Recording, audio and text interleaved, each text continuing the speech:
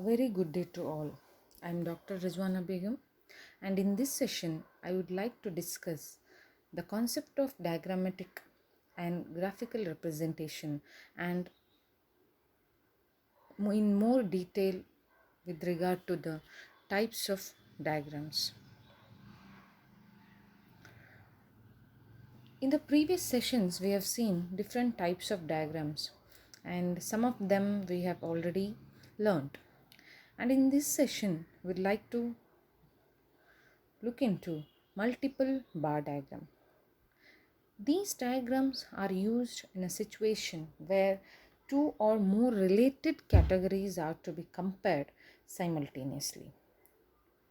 So if there are two or more related categories and we just want to compare them simultaneously, then this type of multiple bar diagrams are used. For example, income and expenditure, import and export for different years, marks obtained in different subjects in different classes, etc. A multiple bar diagram compares as many sets of data you want. Sometimes comparing data can also be done by comparing data sets across multiple different bar graphs. Multiple bar charts are extremely useful if we want to present a large amount of information in a small amount of space. So just look into this illustration. The following data gives marks scored by two students in various subjects. If we represent this data in a suitable multiple bar diagram, we can just see here. In the x-axis, we have in the x-axis we have student A and student B. And in the y-axis, we just have taken a scale as 1 centimeter is equal to 10 marks. And if we just look into student A, what we do is first maths he has scored 98 marks. So first we plot maths here. Then we just draw a bar chart, the bar graph. Adjacent to it, then next marks, that is science there, and we plot it. Then social studies, 84 marks has been obtained, so that we plot. And these multiple bar diagram, here what we do is we plot the graph or we plot this bar adjacent to one bar and it touches the bar here. So when we do for student A and next we do the same for student B, it is easy to compare, and whatever the shades, whatever it is given, and it is shown in index.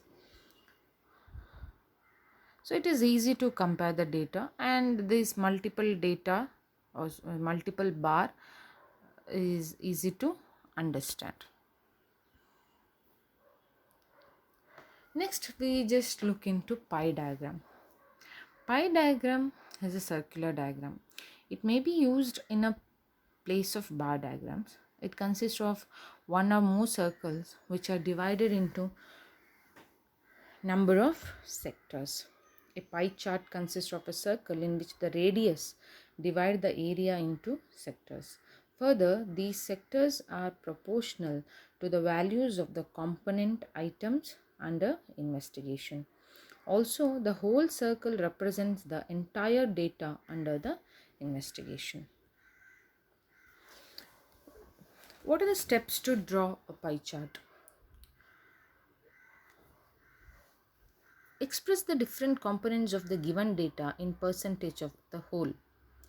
Multiply each percentage component with 3.6 or since the total angle of a circle at the center is 360 degree. So in that way we can find the degree also, or we can just multiply with 3.6. Draw a circle. Divide the circle into different sectors with the central angles of each component. Shade each sector differently. These are the steps to draw a pie chart. If you just look into this illustration, some regions are given here: Europe, Asia, America, and Africa. Export data is given.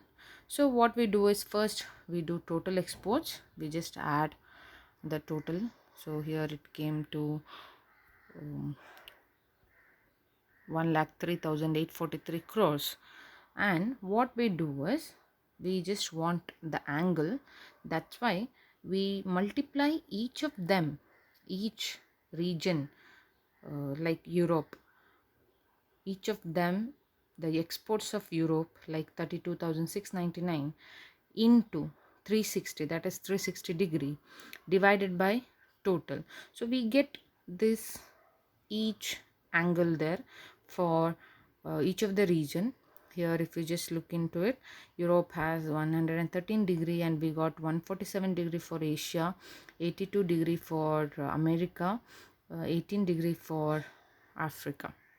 So what we do here is, usually we draw a circle, then we just take the radius in middle usually, and first we drop 113 degree, or mostly we just go for the higher degree first. So 147 degree, that is of Asia, then 113 degree here, from there 113 degree, then from here 82 degree, from here 18 degree. So it completes 360 degree. Entire data represents a circle.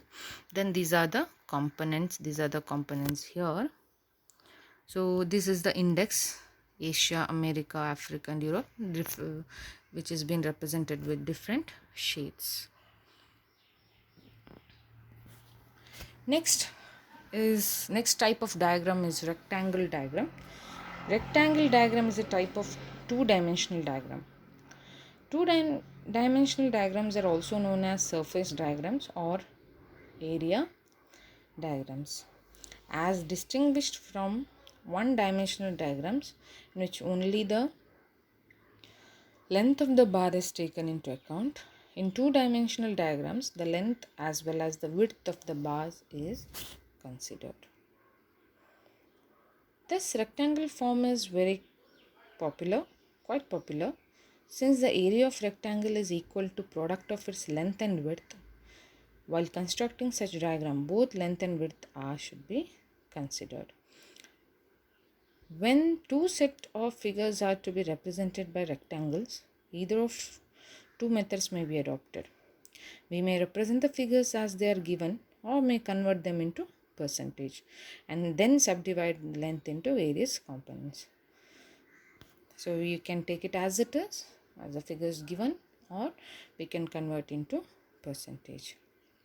If you just look into the illustration, you can just see here items of different types of cost, raw materials, other cost, and profit is given: factory X, factory Y, factor X and factor Y, and the information is given there. So X axis we have factor X and factor Y.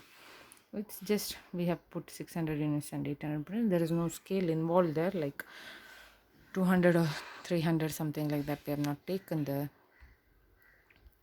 Then Y axis we have taken the scale cost with the 1000 rupees has been taken like that.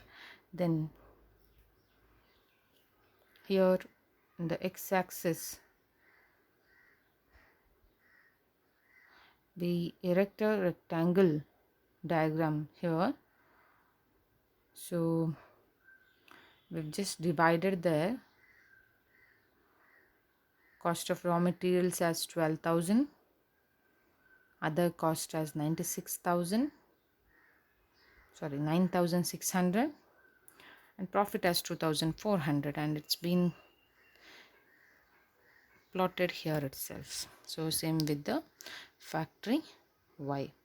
So we can just take this as in the x-axis, we can take this as scale in the scale also, with the scale also, or without the scale also we can take it, as we know that we are erecting a rectangle. There should be, it's as we know, length and width should be, the area of rectangle is equal to length and width, the product of length and width. That's how the rectangle diagram is plotted.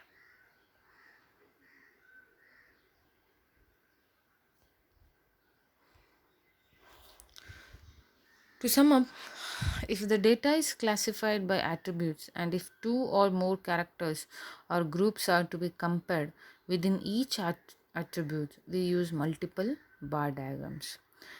The use of pie charts is quite popular as the circle provides visual concept of the whole, and it's little easier to look or a little attractive to look into it. And pie charts are simple to use and hence are one of the most commonly used charts. So it depends on the investigator, it depends on the researcher which kind of diagrams have to be used to pictorially depict the data, so that there should be easy understanding of the data which has been presented. Hope the session is useful. Thank you for listening. Thank you.